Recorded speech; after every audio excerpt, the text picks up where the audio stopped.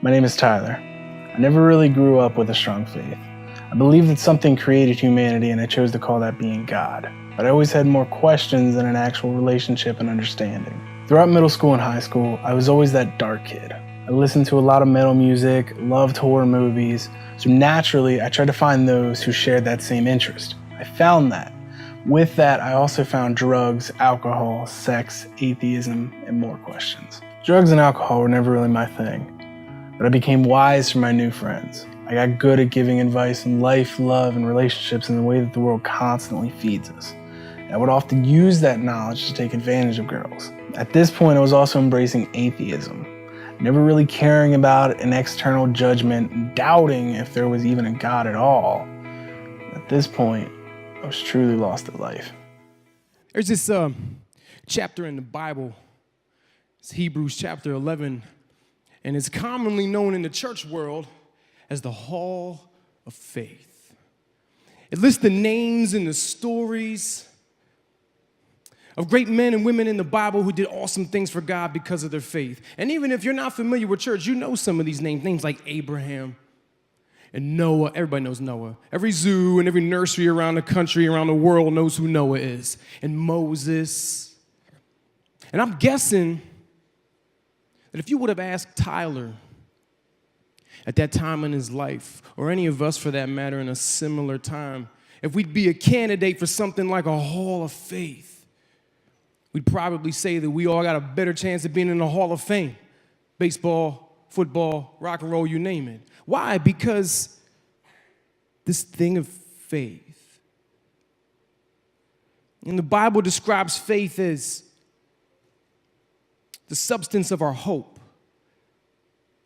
It's the evidence of things that we can't see. And when we think about faith, it is a whole lot easier to talk it out than it is to walk it out. We've been taking a look at the book of Judges throughout this series, Unlikely. And we've been seeing how God has chosen unlikely people to rise up and lead and accomplish and do amazing things. And when we think about our faith, God's not even looking for like something epic. He's just looking for our faith in our everyday struggle. A couple of weeks ago, we talked about Ehud. I love that name. He sounds like a rap artist. Like, Ehud, you know what I'm saying? Okay. Anyway, he had a physical weakness. And God used that physical weakness to pull off this Mortal Kombat fatality, get in my belly, like on the king, and he led the army to a victory. And then last week we took a look at Deborah. And Deborah had a cultural or social weakness because in that time, being a woman, we know that ain't the same now. But in that time, being a woman, it was very unlikely that she would rise to lead, but that's exactly what God did through her life. And then that brings us to Judges chapter 6. Now, I want you to imagine for a minute that you're a store owner. You could pick your store, shoe store, ladies, deli shop, guys, Starbucks, millennials, whatever you want. But imagine you own a store and you find yourself one day smack in the middle of a riot. Your windows smashed, the building's burning, people are coming in, taking things off the shelf. You try and stop them and they threaten you, threaten your family. All you can do is run for your life. This is the scene when we come in at the beginning of Judges chapter 6. Israel's left God. They pieced out on him. And because of that, they've removed themselves from his care and his provision.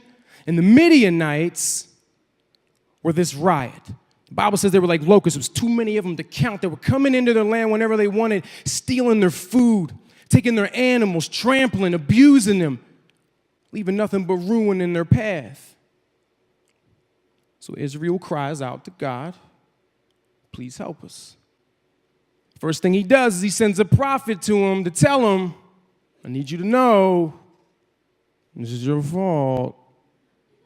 And he reminds him of that. You remember, you removed yourself from my worship and from my care. And the scene goes black. And when the camera comes up, we find Gideon. Gideon is someone who made it to that hall of faith.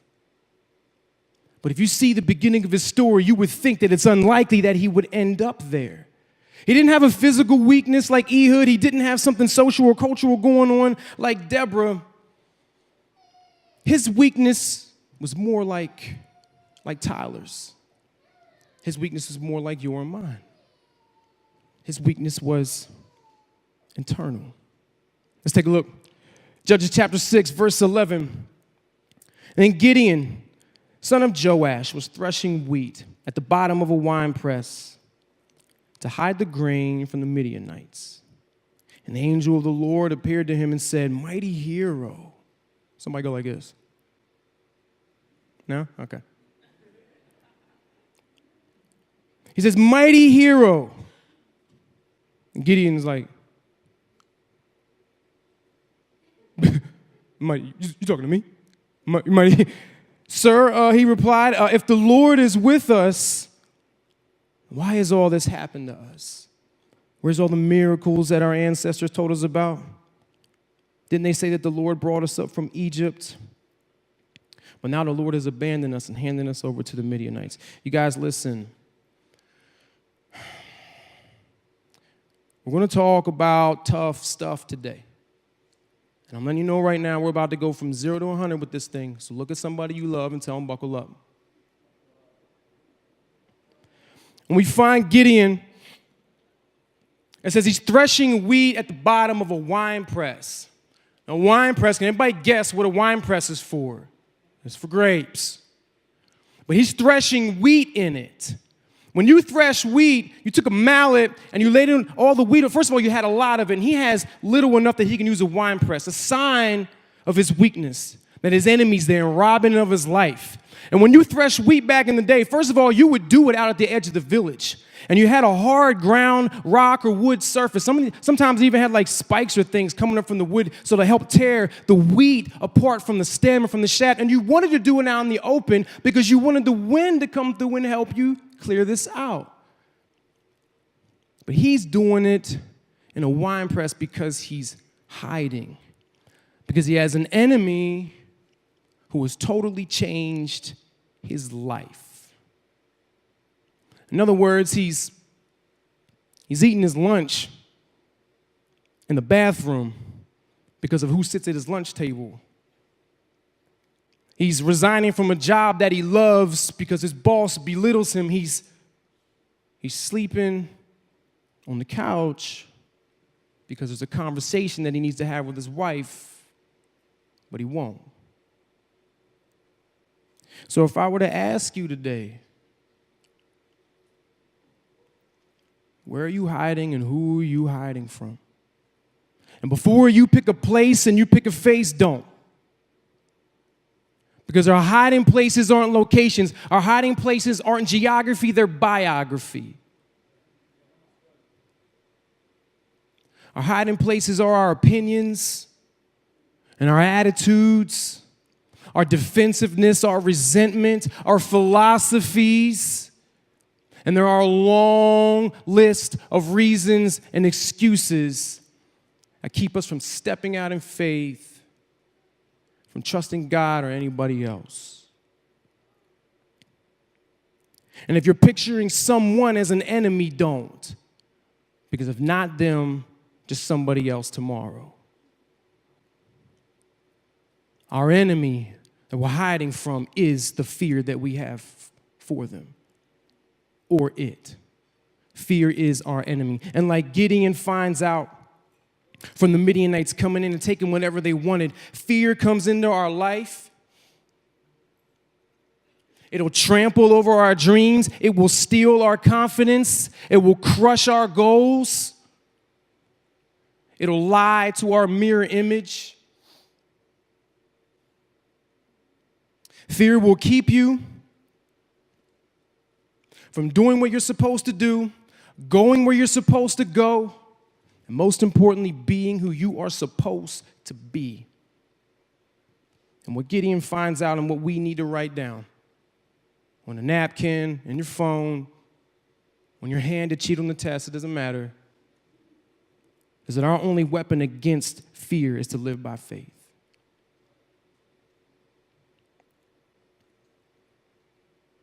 See, God wants to sit down next to us. and invite us into a life of faith with him. But maybe your hiding place is the same question that Gideon fires right back at God.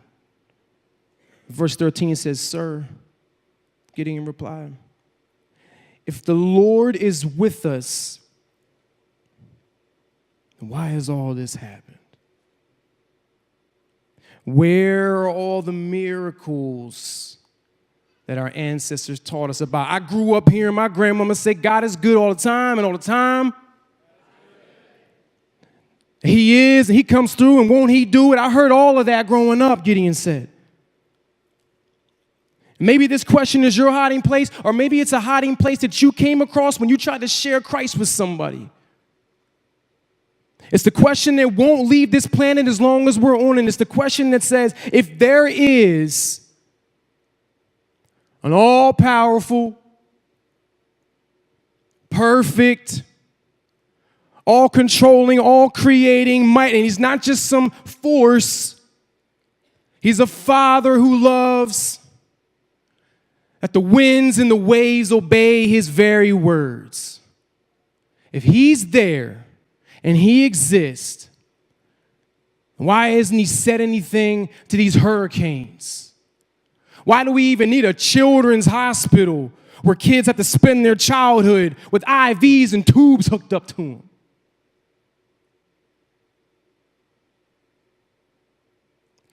When Israel cries out to God, the first thing he reminds them is, listen, you removed yourself from my care. God prevented everything that we deal with now by giving us one rule that we could not keep. And when we couldn't keep it and when we broke it, we brought into the world what the Bible calls sin. It's a spiritual poison that affected everything that we know, from our relationship to God, our relationship with one another, even our relationship with our dog, believe it or not, even our relationship with the dirt that we plant in. So that's it, Spence? I'm supposed to believe in God because all this that happens on our planet is our fault? Come on, that's the best you got? That doesn't make me want to believe in God one bit. Come on, you guys always brag in your songs and on the stage about how he's forgiving and he's merciful. You telling me there ain't nothing that he can do about the mess we live in? Yes, there is, and he did. Let's just say for a minute. Let's just say for a minute that God decides to clear out all the hospitals, miraculous healing. Let's say he decides from this point on that he's going to block every drunk or texting driver, teenagers, from crashing into somebody innocent. He's going to settle every earthquake. He's going to remove an AK-47 from every terrorist. He's going to stop every hurricane before one drop of rain hits one grain of sand. Well, then we could all agree, right? There must be a loving, all-powerful God because he's fixed everything on our little planet Earth.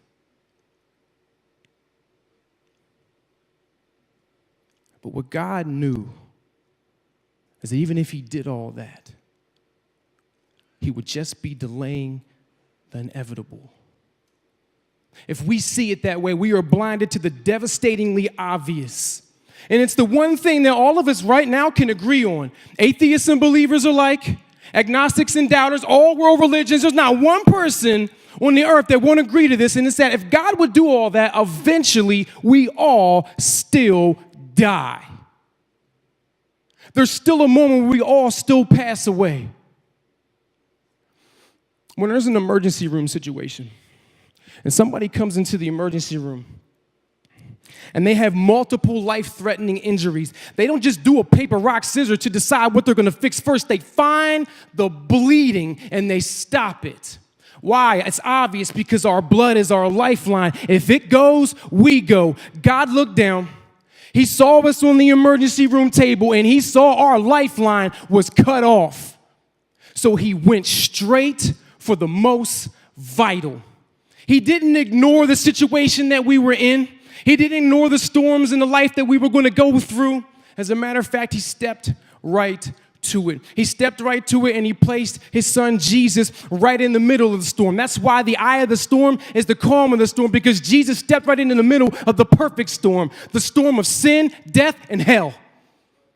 And he allowed it to be heaped all on himself, taken to the cross, and taken to the grave so that anybody that will believe in him when he rose would know that whether you die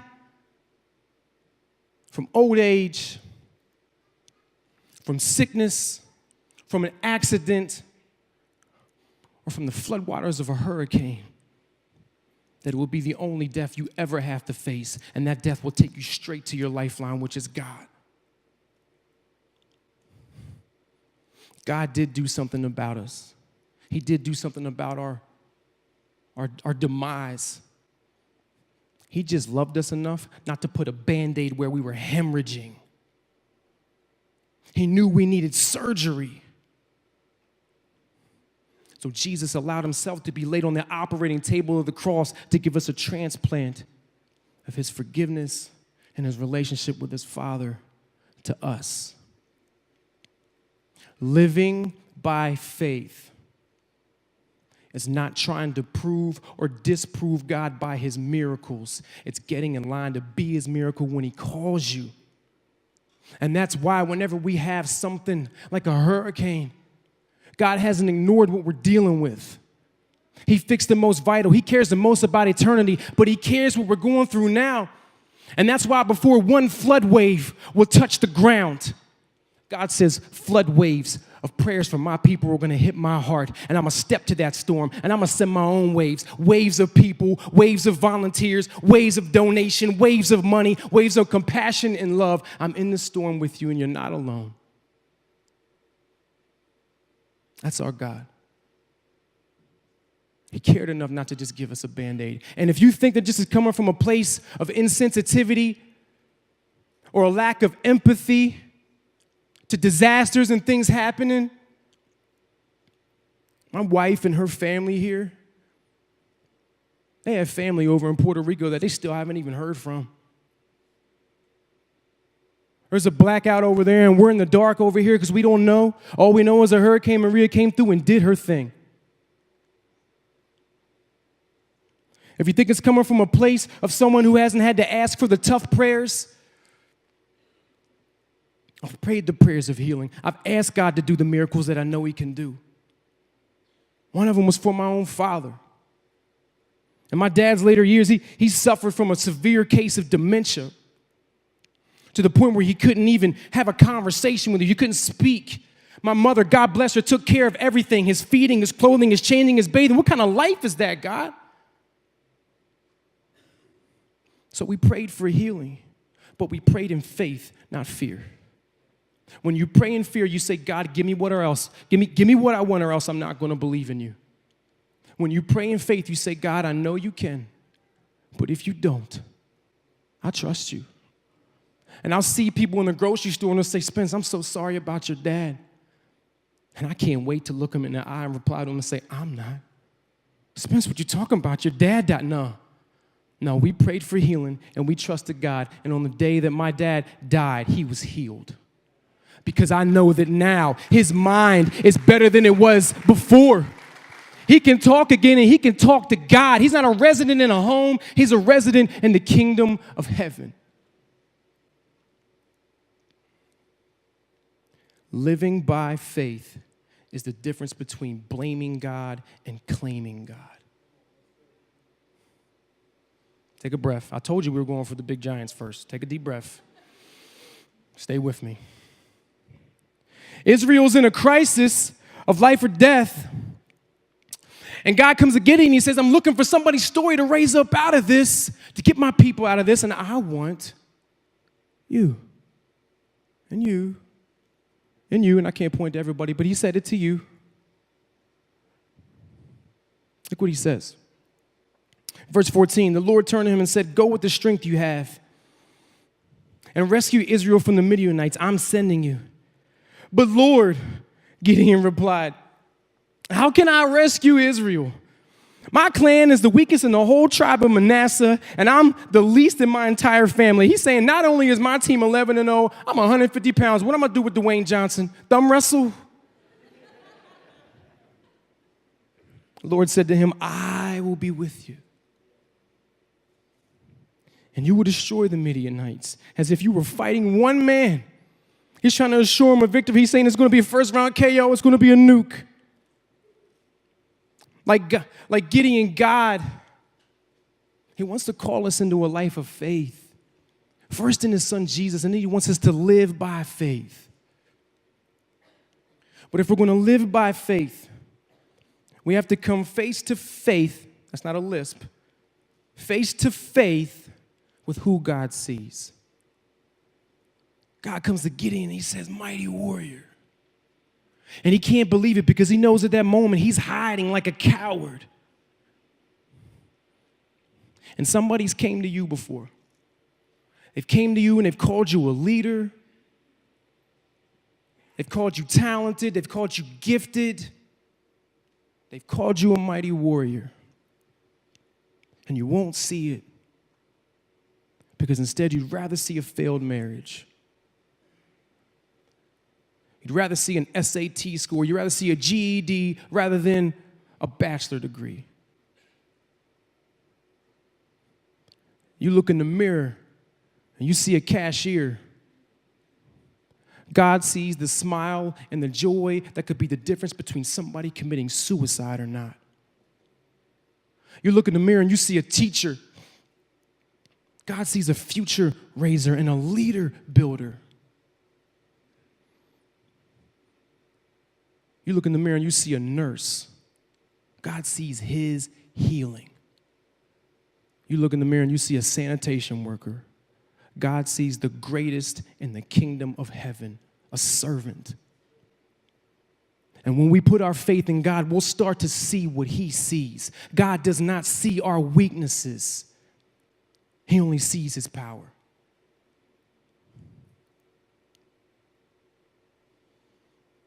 Gideon replies in verse 17. He's trying to grab a hold of this thing. And he says, if you are truly going to help me, then show me a sign. Prove that the Lord is really speaking to me. I don't even really know if there's a God. He says, don't go away until I come back. He goes back to his home and he prepares this little meal, some bread and some broth and some meat, and he brings it back. In verse 21, it says he laid it down on the stone in front of him. And it says the angel of the Lord touched the meat and the bread with the tip of the staff in his hand. And fire flamed up from the rock and consumed all he brought. And then the Lord disappeared. Gideon was trying to believe at that moment. When we start to step into faith for the first time or continually trying to grow in our faith in God, we're looking at God with faith eyes. And there's always going to be something that gets in our faith vision. It's something that both our enemy, fear, and faith want to grab a hold of. And it's a 7-foot-long steel bar called doubt. And on this bar of doubt, we recognize that we either still doubt that there is a God, first and foremost, or we've put our faith in God, but we still have doubts from time to time or daily that he's big enough and strong enough and loving enough to want to do what's best in our life. And when that doubt starts to block our vision, we start to pick up these plates of weights of questions. And we lay them on the bar. God, why? God, how? God, when? Please, when? Single people, God, who?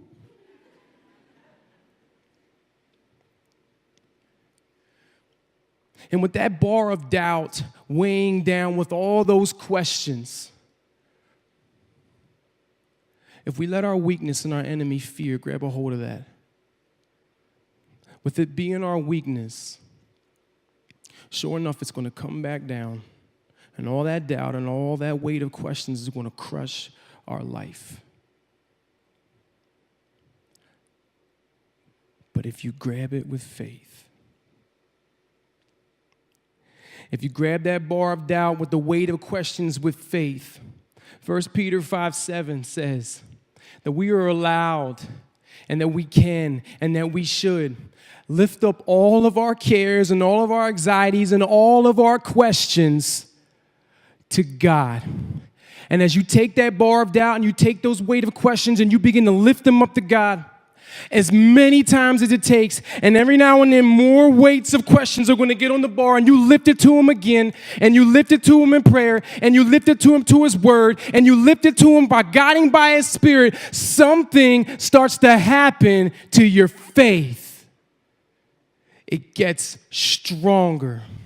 So that by the time the toughest questions come along, like, God, why my child? God, why my dad? God, why my country? God, how? You will have a faith that says, God, I don't know. I don't know how. I don't know when. But I know you. That's faith. That's living by faith. You have to work out your doubt.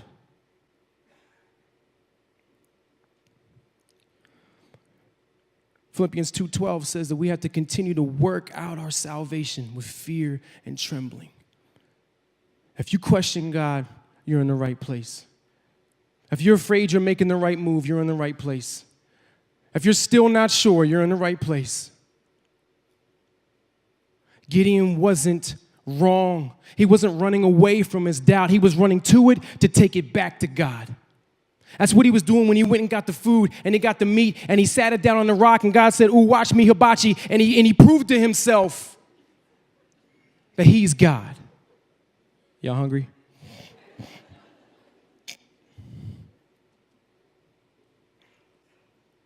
Verse 22. Gideon realized at that moment that he was the angel of the Lord. And he cried out, "O sovereign Lord, I am doomed. I've seen the angel of the Lord face to face." Verse 23, God says, "It's all right." The Lord replied, "Don't be afraid. You will not die." Here, online, somebody today, you know God has came and sat down right beside you. And you can sense him inviting you into a life of faith, either into Jesus for the first time or to take those steps in your life that you know are going to take all the faith in the world. But in those moments when you realize you're close to God, you look at yourself like Gideon did, and you see shame. And you see guilt. Gideon knew that he didn't live a life of faith. He even lived a life worshiping other gods. And he was terrified. And he saw God as his judge. And what did God say to him? Don't be afraid. It's all right. I'm not here to be your judge today. I'm here to be your father. I'm not here to destroy you. I'm here to deploy you. Do you think God would say the same thing to you? Do you think he would say the same thing to me? Why don't we see what he said to Tyler when Tyler was in this moment? I was just coming out of a bad relationship when I met a girl who would eventually introduce me to Lifehouse. Not really being much of a church person, I mostly agreed just to go to hang out with her. Even though I attended, I was never really engaged. The only reason I stuck around was to be with her and to watch at the time our worship pastor, Corey Broadwater, play music. I didn't really care about the rest of the teachings. I was still stuck in the same old addictions and dark ways of life. I didn't really connect with this purpose that Patrick was speaking about. And at the end of the day, I was always left with more questions than answers. It wasn't until about 9 months in that I had my first-hand encounter with God. I was at this youth event now known as YouthCon. And I was told that this event was more like a concert than an actual church service, which was the only reason why I agreed to go. Now, while at YouthCon, for the first time, I started to feel like the way I was aimlessly going about life was all wrong. Slowly, all that shame, guilt, brokenness that I'd kept out for so long was starting to creep into my heart. With tears running down my face, I finally fell to my knees and started begging to a God who I never really cared about before. It was then that a youth pastors group that I wasn't even with came over and started praying over me. He told me if I wanted all of the shame, brokenness, and guilt gone, I needed to submit and ask Jesus to enter my life, and only then I would understand my purpose, and I could be free. And that was the first time that I asked Jesus Christ to enter my life. Throughout the next few years, that youth pastor became a mentor of mine, and he would lead me to a life focused on Jesus that I never cared about before. Since getting to know God, my faith has grown in him, and so has a desire to learn more about Jesus. The doubt that I was once stricken with has since been replaced with peace and understanding. I've since found my own personal calling in both tech and youth ministries, and I'm able to use that to worship and bring glory to his name. I now have the desire to mentor students who share the same doubts and struggles I once had, and lead them to a life of better understanding and purpose. And for the first time in my life, I can say that I'm no longer lost, and I now have a better understanding of my purpose.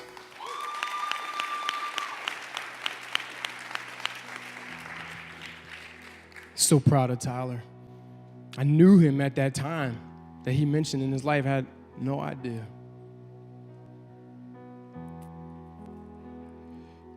Gideon decides to put his faith into God. He says, he had a moment, just like Tyler said, this is it. I'm going to do it. I'm going to say yes. I know he's real, and I want to believe.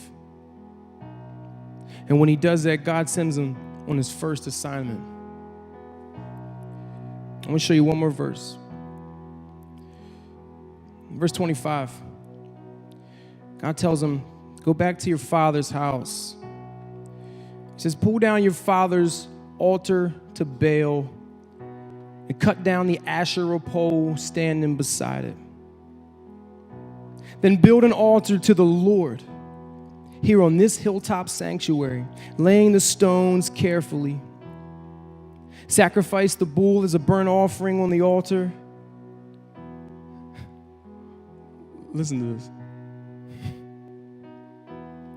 Using as fuel the wood of the Asherah pole you cut down. Sorry, I did all my homework, so you guys don't know why I'm giddy about this. Gideon.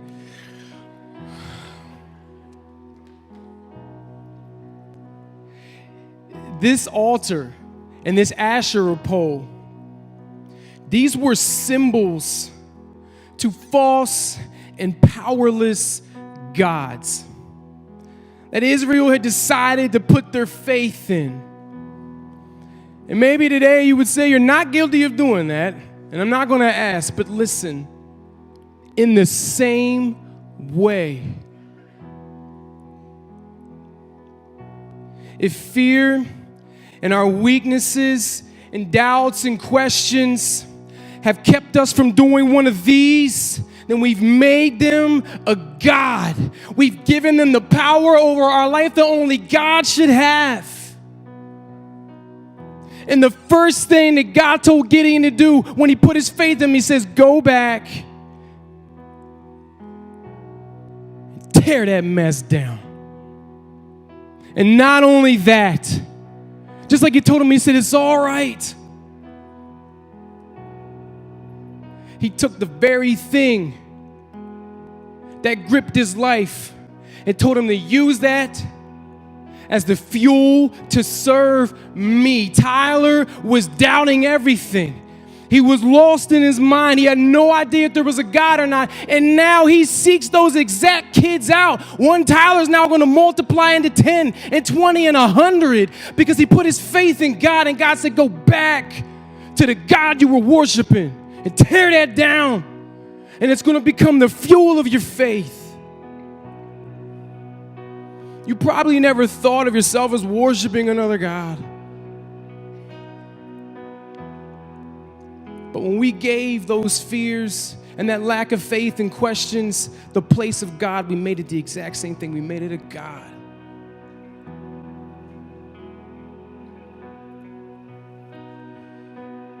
My favorite question of the entire service, whether I'm saying envelope at the announcements or I get to preach the word, is to ask this one question. Is your faith in Jesus today? And if you're not sure, if you don't know, if you're online and You think you're not connected because you're not here. You might not be here, but guess who's there? He's right beside you, and he's inviting you into a life of faith. And all you gotta do is say yes to Jesus.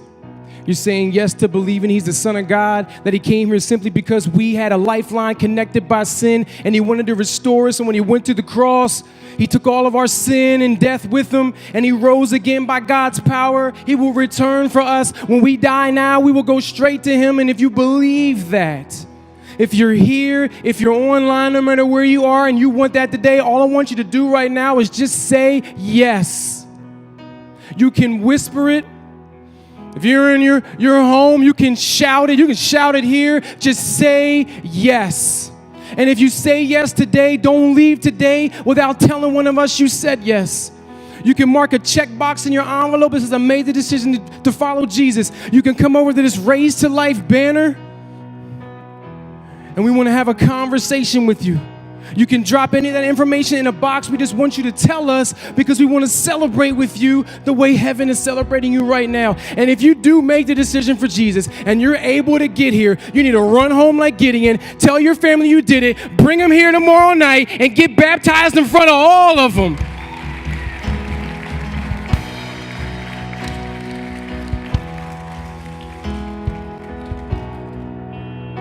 Are you ready for this life of faith?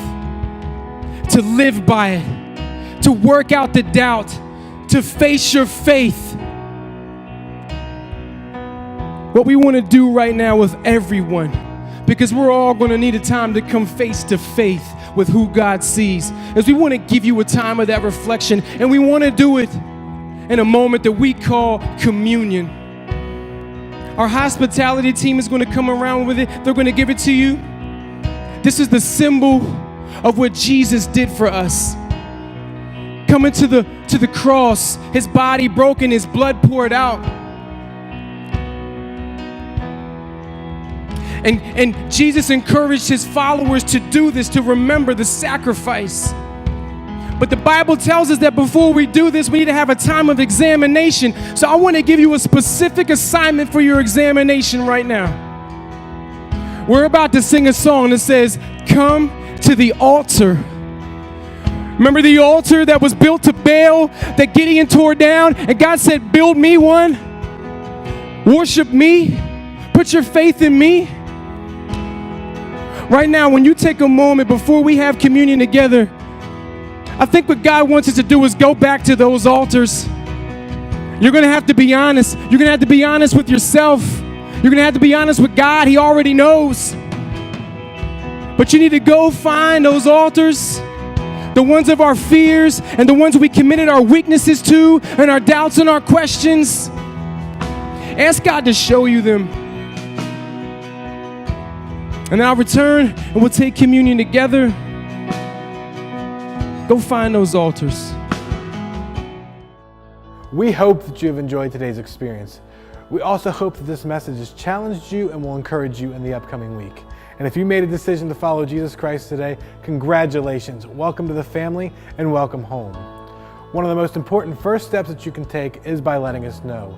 You can click the prayer tab or you can visit us at lifehousechurch.org. And if this message or ministry has blessed you in any way, feel free to partner with us financially. You can click on the Give tab or you can visit our website and click Give. We are so thankful that you joined us, and we are thankful that you are part of our extended family. We can't wait to see you back here next week.